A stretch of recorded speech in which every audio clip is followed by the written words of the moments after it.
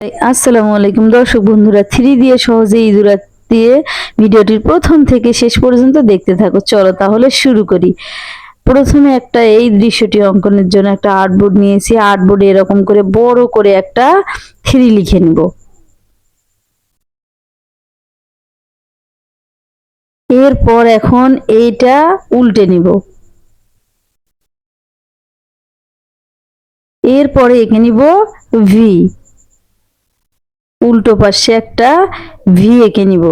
3 এই মাথা থেকে ধরে এরকম করে একটা লাইন সামনের দিকে নিয়ে যে এরপর এই মাথা থেকে একটা লাইন সামনে তুলে দিলাম, হয়ে গেল উল্টো পাশে ভি। এবং এঁকে দিলাম মুখ এবং এঁকে দিব মোষ। এ পাশে 3টি, এ পাশে 3টি দাড়ি দিয়ে এঁকে দিলাম মোষ। এরপরে এঁকে দিব চোখ এবং চোখের মণি। ছোট্ট করে চোখের ভিতরে বিন্দু দিয়ে দিলেই হয়ে যাবে চোখের মণি। এরপর এঁকে দিব কান, দুই পাশে দুটো কান। এরপরে এঁকে নিব সামনের পা।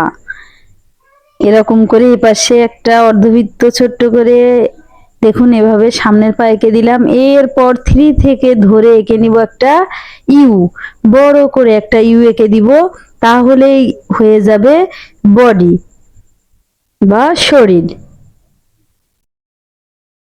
দেখুন অনেক সহজেই, কৌশল জানা থাকলে অনেক সহজে অঙ্কন করতে পারি। এরপর এঁকে দিলাম পিছনের পা। এরপর এঁকে দেব লেজা। এর সাথে সাথে ড্রয়িংটি শেষ হলো। জানি না আপনাদের কাছে কেমন লেগেছে।